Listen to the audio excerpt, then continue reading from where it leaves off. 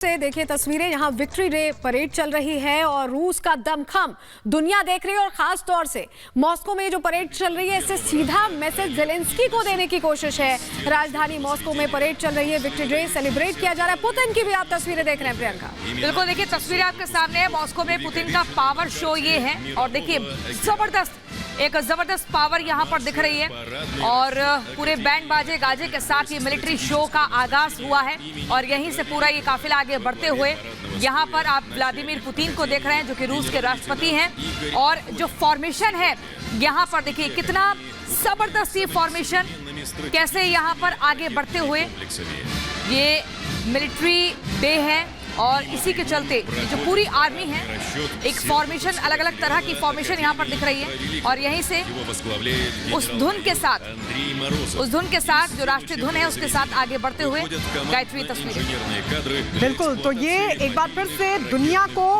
महाविनाशक ताकत का एहसास कराते हुए, क्योंकि जो बड़े बड़े युद्धपोत हैं वो कहीं ना कहीं इस परेड का हिस्सा, और रूस के इस विक्ट्री डे पर जाहिर तौर पर रशिया अपनी जो ताकत है दुनिया को दिखा रहा है। और इसके भी मायने निकाले जा रहे हैं कि आखिर कैसे इस विक्ट्री डे परेड से पहले रूस ने लगातार हमले तेज किए और लगातार जो युद्ध चल रहा था, जिस तरीके की स्थिति थी, जिस तरीके की परिस्थिति थी और जिस तरीके की इमेज रशिया की क्रिएट हो रही थी दुनिया भर में, उसके बाद इसके कई मायने दुनिया निकाल रही है। लेकिन ये सीधी तस्वीर हम आपको दिखा रहे हैं, सेना का ये बैंड कदम ताल करते हुए आगे बढ़ते हुए, और जाहिर तौर पर जो ताकत है, चाहे वो आर्मी की ताकत हो या फिर वायुसेना की ताकत हो या रशिया की नेवी की ताकत हो, वो इस विक्ट्री डे पर साफ तौर पर उसका प्रदर्शन करते हुए रशिया के ये जवान, ये सेना। तस्वीरें लगातार आपको रेड स्क्वायर से दिखा रहे हैं जहां ये परेड चल रही है। सबसे बड़ी बात है कि क्रेमलिन में जो हमला हुआ उसका रशिया पर कोई असर नहीं पड़ा। रशिया विक्ट्री डे मना रहा है और बखूबी मना रहा है। और यहाँ जब रेड स्क्वायर पर आप पुतिन का संबोधन होगा तब ये देखने वाली बात होगी कि पुतिन क्या कहते हैं, क्या फ्यूचरिस्टिक अप्रोच रहने वाला है रशिया का यूक्रेन को लेकर। देखिए जो वॉर है वो लंबी चल रही है, साल से ज्यादा का वक्त हो चुका है, थमी नहीं है ये लड़ाई, युद्ध थमा नहीं है। ऐसे में विक्ट्री डे पर सबसे इंपॉर्टेंट ये होगा गायत्री और प्रियंका की क्या कहते हैं पुतिन क्या संदेश दुनिया को देना चाहते हैं इस मौके पर। देखिए निगाहें एकदम बनी हुई हैं कि क्या कहेंगे पुतिन, इंतजार हो रहा है। रूस ने देखिए अब जो है द्वितीय विश्व युद्ध के दौरान नाजी जर्मनी के खिलाफ जीत हासिल करने का जश्न मनाया। रूस में इस दिन को विक्ट्री डे के तौर पर जाना जाता है। विक्ट्री डे के मौके पर राजधानी मॉस्को में रेड स्क्वायर पर परेड का आयोजन किया जा रहा है। इस दौरान सुरक्षा एकदम चाक चौबंद है। पिछले दिनों में रूस में कई सारे हमले देखने को मिले हैं। क्रेमलिन पर हाल ही में ड्रोन से हमला किया गया था, जिसके लिए रूस ने यूक्रेन को दोषी ठहराया था।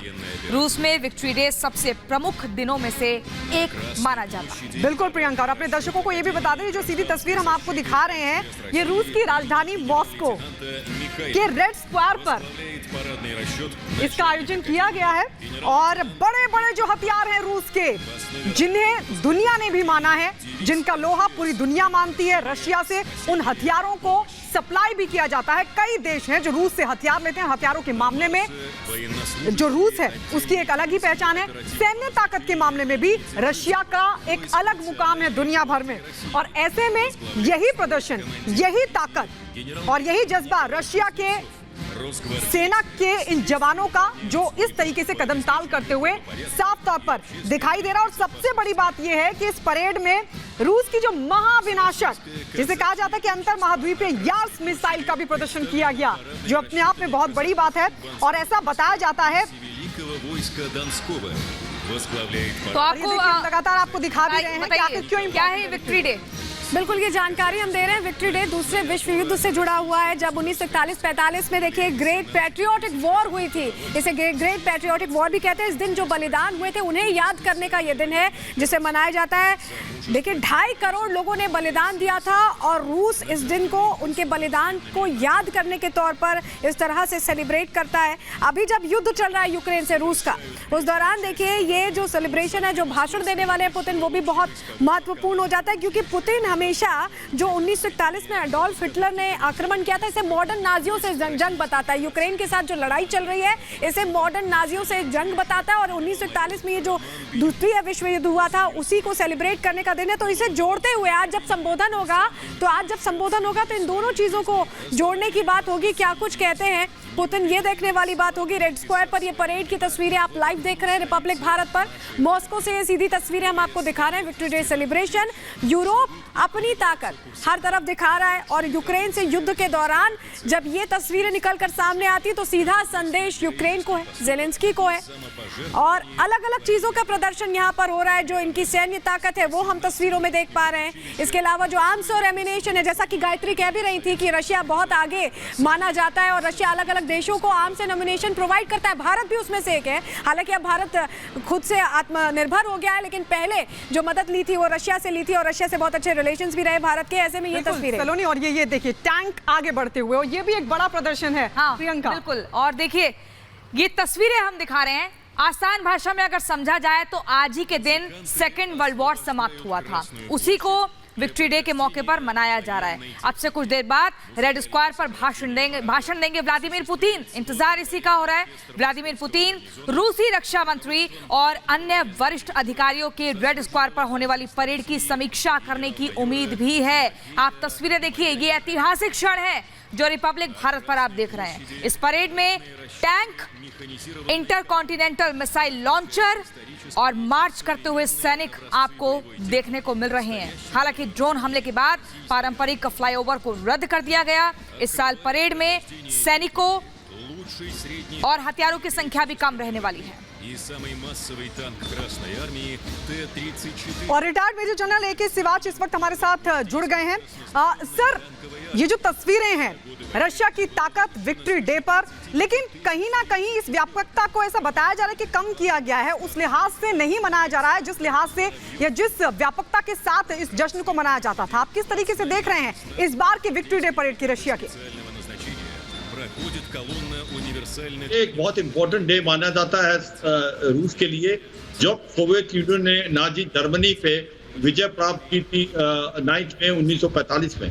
मगर सच्चाई ये भी है कि अभी जिस प्रकार से रूस इन्वॉल्व है यूक्रेन की लड़ाई के साथ, और यूक्रेन की लड़ाई में उसका कोई खास इतना काम नहीं हो रहा, और इसको मद्देनजर रखते हुए कि लड़ाई के अंदर उसके भी, उसके इक्विपमेंट भी इन्वॉल्व है, तो इसका जो परेड का दर्जा थोड़ा सा कम किया है। इसके साथ साथ सिक्योरिटी रीजन से, जिस प्रकार से क्रेमलिन में ड्रोन का अटैक हुआ था, जिस प्रकार से बाकी ड्रोन के अटैक हुए हैं रूस की जमीन पे, इसको भी मद्देनजर रखते हुए काफी हद तक इसको कर्टेल किया गया है। जो ये विक्ट्री परेड है इसके अंदर वेपन का डिस्प्लेमेंट, इक्विपमेंट का डिस्प्लेमेंट और बाकी जो हथियार है आधुनिक, चाहे वो सैटेलाइट है, उनको भी कम किया गया है सिक्योरिटी रीजन के कारण।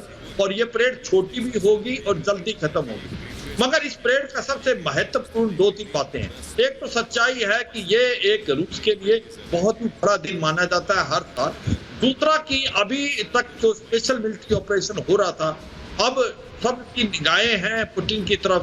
क्या अभी इस स्पेशल मिलिट्री ऑपरेशन को फुल फ्लैज वार के अंदर तो नहीं बदलते हैं वो, क्योंकि अब ये बात हो रही है कि हो सकता है रूस एक समर ऑफेंसिव की तरफ जाए, और वो बेलारूस से तो हाँ अपना जमावड़ा उसने 3-4 लाख इकट्ठा किया हुआ है, और न्यूक्लियर हथियार भी हैं, उसके पास टैंक्स भी हैं, बस्तर गाड़ियां हैं। हो सकता है वो कीव की तरफ आए टैंकों की मदद से, क्योंकि उसको लगता है जब तक कीव को नहीं जीता जाएगा ये लड़ाई बंद नहीं होने वाली। इसके साथ उसको भी मालूम है कि जो यूक्रेन है वो भी एक प्रकार काउंटर ऑफेंसिव की तैयारी कर रहा है, स्पेशली जो है डोनबस के इलाके में जापोरिजिया और खारासन। और सर ये भी पॉइंट आपसे समझना चाहेंगे कि अभी हमने हाल ही में देखा कि क्रेमलिन पर किस तरह से ड्रोन से एक हमला करने की कोशिश हुई, हालांकि साजिश को नाकाम कर दिया गया था। लेकिन अब आज जब पुतिन बोलेंगे तो क्या उसकी एक झलक दिखेगी कि जेलेंस्की को सीधा मैसेज वो यहाँ रेड स्क्वायर से देने की कोशिश करेंगे? उसकी भी हम झलक देखेंगे आज। बिल्कुल, जेलेंस्की को नहीं, वो नाटो को भी और अमेरिका को भी एक डायरेक्ट मैसेज भेजेंगे, क्योंकि ये लड़ाई जो है ये रूस वर्सेस यूक्रेन नहीं है, ये रूस वर्सेस नाटो और अमेरिका है। और जेलेंस्की और यूक्रेन तो एक मोहरा है, इसमें कोई शक नहीं। पुतिन जो मैसेज भेजेंगे वो जेलेंस्की को तो भेजेंगे, मगर वो भेजेंगे अमेरिका के प्रेसिडेंट जो बाइडेन को और नाटो कंट्रीज को। क्योंकि ये लड़ाई एक बहुत ही अभी भयानक रूप लेगी। इस लड़ाई का दर्जा बढ़ेगा, दोनों तरफ से जो इसकी इंटेंसिटी है उसके अंदर काफी बढ़ोतरी आने वाली है। तो सच्चाई है, पुतिन क्या बोलेंगे, हर वर्ड का एक बड़ा मतलब निकाला जाएगा और इनकी जो स्पीच है वो बहुत लेकिन इंपॉर्टेंट आपसे होने वाली है। ये भी समझना चाहेंगे कि रूस नाजी जर्मनी की तरह व्यवहार कर रहा है, इस तरह की बात कही जा रही है, जिसने युद्ध की शुरुआत की और यूक्रेन के इलाकों पर कब्जा कर लिया, इस तरह की जो तुलना की जा रही है इसको कैसे समझें? हाँ, किसी हद तक जो यूरोप और जो जेलेंस्की है यूक्रेन, वो यही कह रहे हैं कि जिस प्रकार से नाजी जर्मनी ने आपको पूरा का पूरा यूरोप जीत के उसके बाद रूस की तरफ हमला कर दिया था बिना वजह, इसी प्रकार से आज की तारीख में रूस ने नाजी जर्मनी की तरह हमला कर दिया है जो एक प्रकार से यूक्रेन के अंदर। मगर ये जो सोच विचार है ये यूरोप की है और नाटो की है, मगर जो रूस समझता है कि उसने जो किया है वो ठीक किया है, it is attack against devil. उसको लगता है कि उसके द्वार के अंदर नाटो कंट्री अपने न्यूक्लियर हथियार लेके आ गई थी, उसके पास कोई चारा नहीं था, उसको ये करना था। तो दोनों के सोचने का बड़ा फर्क है। अमेरिका और नाटो कंट्री समझती है कि एक प्रकार से पुतिन डेविल है और वो जो बिहेव कर रहे हैं जर्मनी नाजी की तरह, और जबकि पुतिन ये समझते हैं कि अमेरिका और नाटो कंट्री जो हैं वो बढ़ते जा रहे हैं, वो रूस की तरफ आते जा रहे हैं और उसके हथियार रूस के दरवाजे पे लगा दिए गए हैं, बहुत नजदीक आ गए। मेजर जनरल रिटायर्ड ए के सिवाच इस वक्त हमारे साथ बातचीत कर रहे थे, बता रहे थे कि आज जो विक्ट्री डे परेड निकल रही है रशिया में, मॉस्को में, उसका कितना बड़ा महत्व है।